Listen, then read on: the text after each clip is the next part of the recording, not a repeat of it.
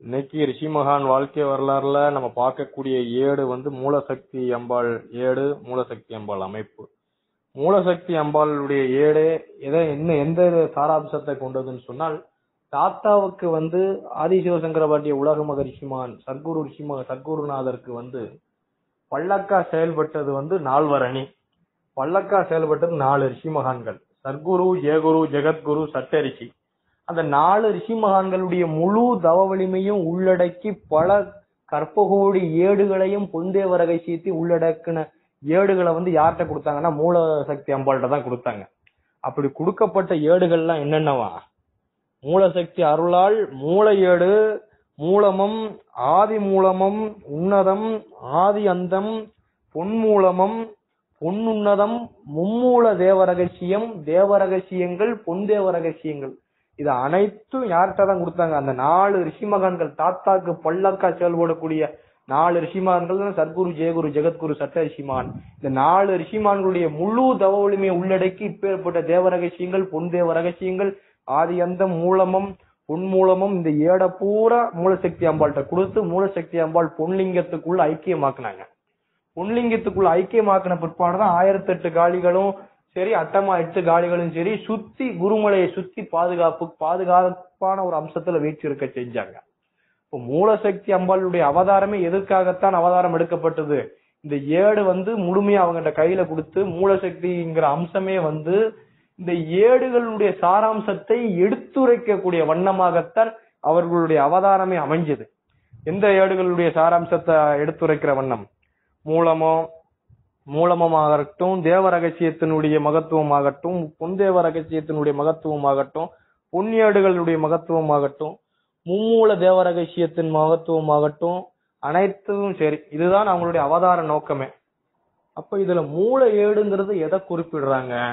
முற்பிறவி கணக்கு. 14 லோகத்து ரிஷிமான்ட்ட இருக்கக்கூடியதுதான் அந்த முற்பிறவி கணக்கு. முற்பிறவியினுடைய சாராம்சத்தினாலதான் முற்பிறவியினுடைய தொடர்பு இல்லாம, தொடர்ச்சி இல்லாம இப்பிறவியில எந்த விதமான நிகழ்வும் நிகழ்ச்சியும் நடைபெறுவதில்லை. ஆதியில் தொடர்பு இல்லாமல் ஆனந்த கோயில் வந்தடைய முடியாது. அப்படி இருக்கும்போது மூல ஏடுங்கிறது முற்பிறவி கணக்கு என்னங்கிறது எடுத்து உரைக்கிற ஒன்னும். முற்பிறவில என்ன அம்சத்துல இருந்தோம், என்ன அமைப்புல இருந்தோம், அதனுடைய சிறப்பும் சாராம்சமா இப்ப இந்த தெய்வீகத்தை பிடிக்கிறதுக்கு உள்ள வழிவகை எப்படி ஏற்பட்டது, எதனால் ஏற்பட்டது அப்படிங்கறத அந்த மூல ஏடுங்கிறது. தேவ ரகசியம், பொன் தேவ ரகசியம்ங்கிறது ரிஷிமகான்களாலும் குருநாதராலும் பல இதாக சொல்லப்பட்டு அருள்நிலை வாக்காக சொல்லப்பட்டு அதை பேணி பாதுகாத்து எதிர வச்சிருக்கிறாங்க, பொன்லிங்கத்துல வச்சிருக்கிறாங்கன்னு சொல்லிட்டாங்க. தெய்வீகத்தின் இன்னொரு ஒரு சாராம்சம் தான் தேவ ரகசியமும் பொன் தேவ ரகசியமும். பொன் ஏடுகள்ங்கிறது பெரியவர் பொன் ஏடுங்கிறது பெரியவர் பொட்டஞானி ரிஷிமான் தன் கையால கைப்பட எழுதி வைத்திருக்கக்கூடிய அம்சம் தான் பொன்னியேடு. அந்த பொன்னியேட்டுல போய் ஒருத்தர் பேர் ரெஜிஸ்டர் ஆயிடுச்சுன்னு சொன்னால் அதான் பொன் பரம்பொருள் ஏடு, அதான் பொன் மூலம ஏடு. பொன் மூலம ஏடுங்கிறது அம்பாள்கிட்டையும் ரிஜிஸ்டர் ஆகி பெரியவர்கிட்டையும் ரிஜிஸ்டர் ஆனா அது பொன் மூலம ஏட்டுக்கு அவன் ஏடு போயிடும். பொன் பரம்பொருள் ஏடுங்கிற ஏடு வந்தால்தான் குருநாதரை அதாவது என்னையவோ அப்பாவையோ சுத்தி கும்பிட்டு விழுந்து கும்பிடக்கூடிய அம்சம் வரும். அது சில பேருக்கு தான், நம்ம சட்டத்துல இருக்க 3 பேருக்கு தான் அந்த அம்சமே கிடைச்சது, சுத்தி கும்பிட்டு விழுந்து கும்பிடக்கூடிய அம்சமே. அப்ப அந்த பொன் ஏடு பெரியவருடைய பொற்கரத்தால் எழுதப்பட்ட ஏடுதான் பொன்னியேடு. இந்த மும்மூல தேவ ரகசியம் அம்பாள்களால் சொல்லப்பட்ட ஏடு தேவ ரகசியங்கள் தான் மும்மூல தேவ ரகசியம். அத அனைத்தையும் சரி ஒன்றா இணைத்து பொன் மும்மூல ஏடாக மாற்றின அம்சமும் அமைப்பும் அவதாரமும் சாராம்சமும் தான் யாருடைய இது? மூலசக்தியினுடைய ஏடு. மூலம ஏடு, பொன் தேவ ரகசியம், தேவ ரகசியம், பொன்னியேடு, பெரியவர் எழுதின பொன்னியேடு அனைத்தையும் ஒன்னா சேர்த்து ஒரு கலவையா பொன் மும்மூல ஏடா அதனுடைய இது எல்லாமே இந்த பொன் மும்மூல ஏடுல சப்டிவிஷன் அது பிரிஞ்சிருது. எதெல்லாம் பிரிஞ்சிருது? மூல ஏடு, தேவ ரகசியம், பொன் தேவ ரகசியம். தேவ ரகசியங்கிறது 1008 ரிஷிமான்களுடைய குறிப்பா இருக்கலாம், குறிப்பு வகையா இருக்கலாம். பொன் தேவ ரகசியம்ங்கிறது 108 ரிஷிமான்கள் சொன்னது முக்கிய அறிவுரையும் குறிப்பாக தெய்வீகத்தில் இருக்கக்கூடிய முக்கிய அறிவுரை குறிப்பாக பொன் தேவ ரகசியங்கள் இருக்கும்.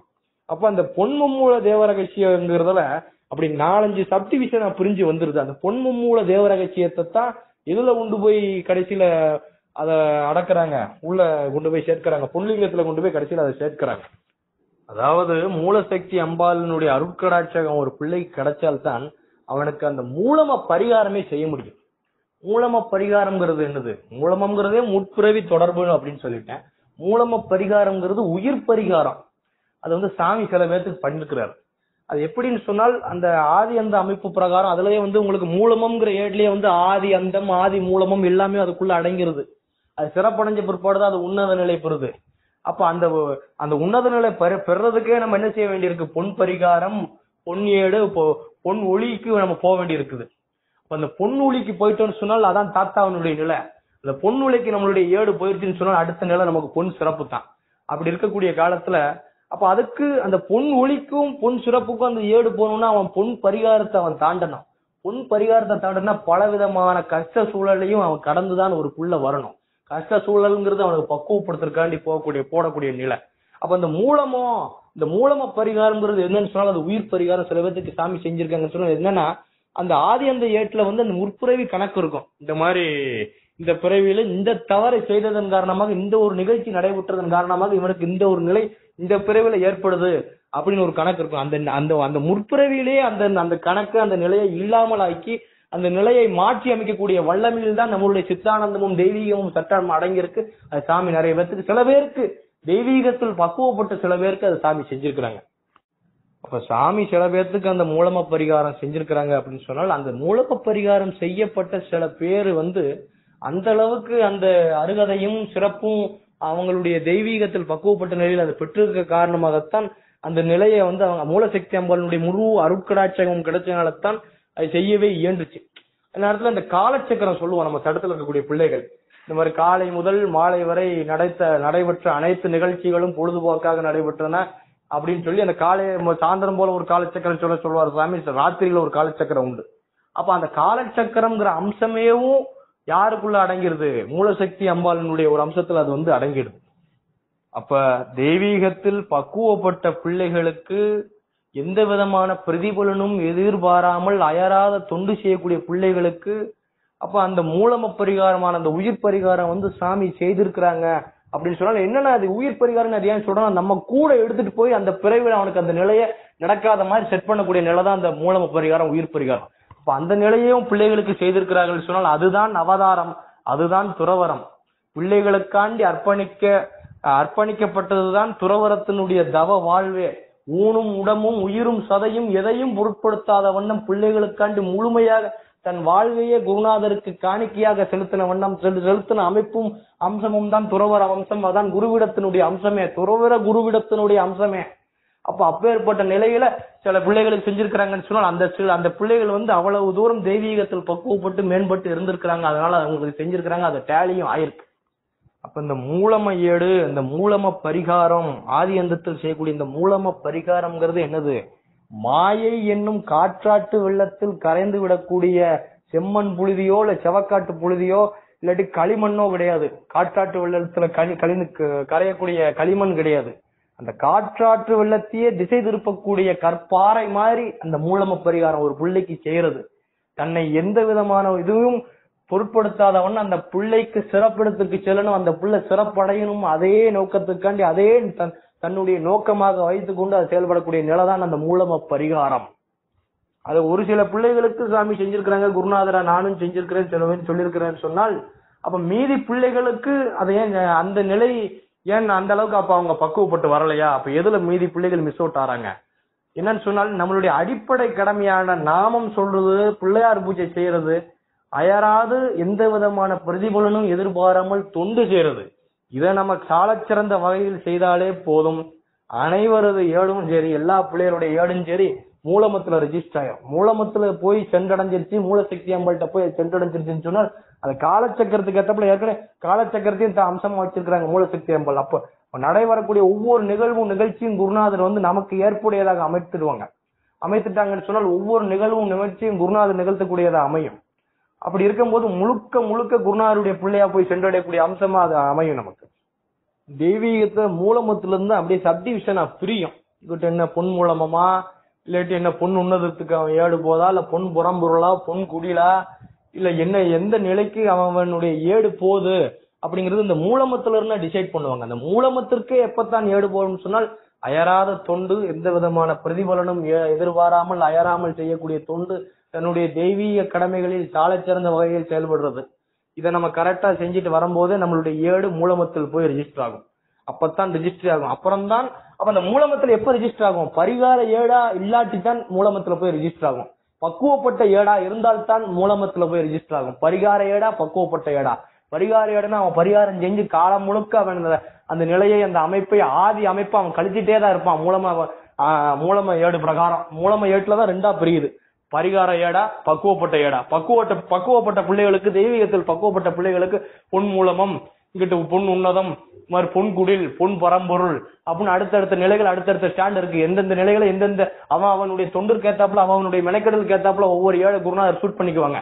இல்ல நான் பரிகாரம் நான் எனக்கு தேவைங்கிறப்பதான் நான் சட்டத்தை பயன்படுத்திக்குவேன், தேவைங்க அப்புறம் தான் எனக்கு குருநாதர் கண்ணுக்கு தெரியவாரு, தேவைங்கிறப்பதான் நான் பொற்கைலாயத்திற்கும் பூக்கைலாயத்திற்குமே நான் வருகை தருவேன் அப்படி இருக்கக்கூடிய பிள்ளைகளுக்கு பரிகாரத்தை சார்ந்த அம்சம் தான் அமையும். பரிகாரம் மட்டும்தான் அவங்க செஞ்சுட்டே இருப்பாங்க. 10-15 வருஷம் இல்ல, 20-25 வருஷம் ஆனாலும் சரி அவங்க பரிகார ஏட்டிலே தான் இருப்பாங்க.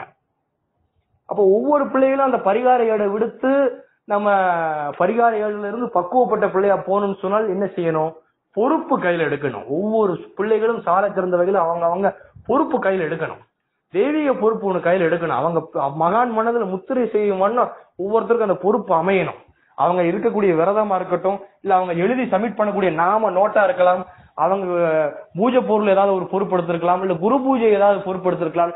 அவங்க பேர் சொல்ற மாதிரி கோயில்ல ஒரு பொறுப்படுத்தி செய்யும் போதுதான் அது பக்குவப்பட்ட பிள்ளைக்குள்ளான சாராம்சம். இல்ல நமக்கு எப்ப தேவையோ, எனக்கு எப்ப கஷ்டமோ, எப்ப கவலையோ அப்பதான் நான் கும்பிடுவேன், அப்ப எனக்கு உடனே குருநாதர் கண்ணை திறந்து பார்த்து உடனே டக்குன்னு சிறப்பு பண்ணிடணும் அப்படிங்கிற அம்சம் பரிகார அம்சம் தான். எத்தனை வருடமானாலும் அந்த பரிகார அம்சத்திலேயே தான் இருக்கும். அதான் இந்த ரிஷிமான் வாழ்க்கை வரலாறுல எப்படி ஆரம்பிக்கிறாங்க? பிரபஞ்சங்கள் தோன்றுவதற்கு முன், ரிஷிமகான்கள் அவதாரம் எடுப்பதற்கு முன், ஏனைய நிலைகளும் அமைப்புகளும் தோன்றுவதற்கு முன், நால்வர் அவதாரம் பெற்றவுடன் நால்வரின் மொத்த தவ வலிமையை மூலமாக கொண்டு மூல ஏடு அப்படின்னு சொல்லி வந்துச்சுங்கிறாங்க. பிரபஞ்சமும் சரி, பிரபஞ்சம் தோன்றுவதற்கு முன்னு, ரிஷிமான்கள் அவதாரத்துக்கே வர்றதுக்கு முன்னாடி, அவதாரமற்ற நிலையில ரிஷிமகான்களே வீட்டிருக்கக்கூடிய நிலையில, அதான் அவதாரத்துக்கு வரக்கு முன்னாடிங்கிறது. அப்ப ஏனைய நிலைகளும் அமைப்புகளும் தோன்றதுக்கு முன்னாடி பிரபஞ்சம்ங்கிறது என்னது? அகண்ட உலகமும் அண்ட சராச்சரமும் தான் பிரபஞ்சம். பிரபஞ்சம் வந்த பிற்பாடுதான் அவதாரமற்ற நிலையில இருந்த அணுத்துகளா ஆதிசிவனார் கூட்டுல இருந்த ரிஷிமகான்களே அவதாரத்துக்கு வர்றாங்க. வந்த பிற்பாடு அவங்களுடைய அவதாரத்துக்கு ஏற்ப மாநில சட்டியா பூலோகத்துல அவதரிச்சு பிற்பாடு அவங்களுடைய பொற்கைலாயம்னு ஒரு கைலாயம் நிறுவப்பட்ட பிற்பாடு ரிஷிமகான் சட்டைக்கு மாறின பிற்பாடு அவங்க ஜீவசமாதி நிலை அடைஞ்சு ஒளி வடிவத்தில் சாராம்சமாக போயிடுறாங்க. அப்படி இருக்கும்போது நால்வர் அவதாரம் பெற்றவுடன் நால்வரின் மொத்த தவ வலிமையாக வந்த ஏடு தான் மூல ஏடு. அப்ப இந்த மூலம ஏடுங்கிறதே, மூலம ஏட்டுலதான் பரிகார ஏடா பக்குவப்பட்ட ஏடாங்கிறதே பிரிக்கிறாங்க பிள்ளைகளை. அந்த மூலம ஏடுங்கிறதே யாருடைய சாராம்சத்துல வருது, யாருடைய தவ வலிமையில வருது? நால்வர் தாத்தாவுக்கு பல்லக்கு தூக்கக்கூடிய அம்சத்துல இருக்கக்கூடிய 4 ரிஷிமான்களுடைய தவ வலிமையில இருந்துதான் அந்த மூலம ஏடுங்கிறதே வருது.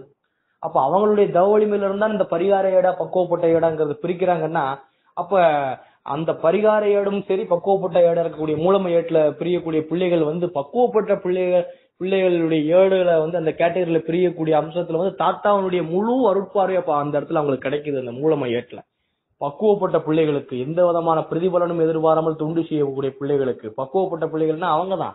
அதே நேரத்தில் மகான் மனதில் முத்திரை பதிவு செய்யும் ஏதேனும் ஒரு பொறுப்பை ஆனந்த கோயிலையோ இல்ல பொற்கைலாயத்தில் எடுத்திருக்கக்கூடிய பிள்ளைகள் அவங்கதான் பக்குவப்பட்ட பிள்ளைகள். அப்படி இருக்கும்போது அப்ப அத சொல்றாங்க. அப்புறம் என்ன சொல்றாங்க? மூலசக்தி என்றும் பொன் தேவ ரகசியங்களும் பொன்ஏடுகளும் மும்மூல தேவ ரகசியங்கள் ஆகிய அனைத்தையும் நால்வரில் ஒருத்தியாக தோன்றி, அப்ப அந்த நால்வருடைய முழு தவ வலிமையும் ஒரு ஆள்கிட்ட கொடுத்திருக்கிறாங்க. அதான் யாரு? மூலசக்தி அம்பாள். ஒருத்தியாக தோன்றி அனைத்து நிலைகளையும் ஆட்சி பண்ணக்கூடிய அமைப்பில் அவதாரத்துக்கு வந்தாங்க அப்படின்ட்டாங்க. இப்ப பொற்கைலாயத்தில் எண்ணிலடங்கா கற்ப ஆண்டு காலம் மறைபொருளாக வீற்றிருக்கின்றவளும் இவளேங்கிறாங்க. ஏன் மறைபொருளா வச்சிருக்கிறாங்க? நால்வரனுடைய முழு தவ வலிமையின் சாராம்சமா வரக்கூடிய அந்த ஏடுகளை அவதார நோக்கமாக கொண்டு அவதாரத்துக்கு வந்தவங்க தான் மூலசக்தி அம்பாள். அப்ப அத பொன் மூல தேவ ரகசியமாக்கி பொன்மூல ஏடாக்கி அதை பொன்லிங்கத்துக்குள்ள போய் ஐக்கியமாக்கிடுறாங்கல்ல. கடைசியில் அவங்களுடைய அவதார நோக்கம் முடியும் போது அதை கொண்டு போய் அப்படி பொன்லிங்கத்துல ஐக்கியமாக்கறதுனாலதான் மறைபொருளாக இருக்கிறாங்க ஆதி இடமாகிய பொற்கைலாயத்துல. நால்வரின் தவ வலிமையில் வந்ததுதான் பரிகார ஏடு, பக்குவப்பட்ட ஏடு, பொன்தேவ ரகசியங்கள், மூலசக்தி என்ற அம்பாளுடைய அம்சமே. நால்வருடைய தவ வலிமையில அவதார நோக்கம் தான் மூலசக்தி அம்பாளுடைய அம்சமே.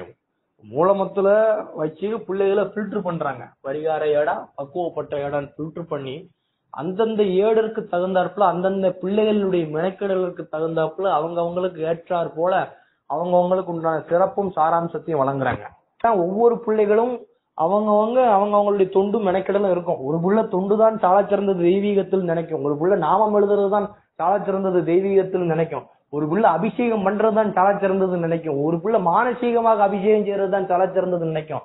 ஒரு புள்ள அபிஷேக பொருள் வாங்கி கொடுக்கறது தான் சால சிறந்தது நினைக்கும். அப்ப அவங்களுடைய தொண்டிற்கு ஏற்பது ஏற்றாப்புல அவங்களுடைய மெனக்கெடலுக்கு ஏற்றாப்புல பரிகார ஏடா பக்குவப்பட்ட ஏடா என்று பிரிச்சு அதற்கு ஏற்றார் போல ஈச் அண்ட் எவ்ரி இண்டிவிஜுவலுக்கு உண்டான மெனக்கெடலுக்கு ஏற்றார் போல சிறப்பையும் பலனையும் சாராம்சத்தையும் அழைக்கக்கூடிய அம்சம் தான் அம்சம் மூலசக்தி அம்பாளுடைய அம்சம்.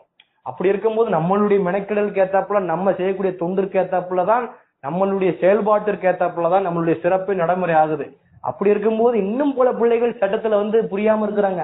நான் இத்தனை வருஷம் வந்தேனே, இவனை நான் கூட்டிட்டு வந்தவன் இவ்வளவு தூரம் சிறப்படைஞ்சிட்டானே, நான் இன்னும் இப்படியே உட்கார்ந்து இருக்கிறேன் அப்படின்னா அவனுடைய தொண்டென்ன, அவனுடைய மெனக்கெடல் என்ன, நம்மளுடைய தொண்டென்ன, நம்மளுடைய மெனக்கெடல் என்னங்கிறத சற்றை சிந்திச்சு பார்க்கணும். அது இல்லாம நம்ம என்ன செஞ்சிருக்கிறோம், நம்ம பேர் சொல்ற மாதிரி ஏதாவது ஒரு விஷயம் கோயில நம்ம செஞ்சிருக்கிறோமாங்கிறத பார்த்துட்டு தான் அவனுடைய செயல்பாட்டிற்கு ஏற்றாப்புலதான் அவனுடைய சிறப்பு நடைமுறை படுது அப்படிங்கறத சாலச்சிறந்த வகையில சொல்லக்கூடிய அம்சத்துலதான் மூலசக்தி அம்பாளுடைய ஏடே அமைஞ்சிருக்கு.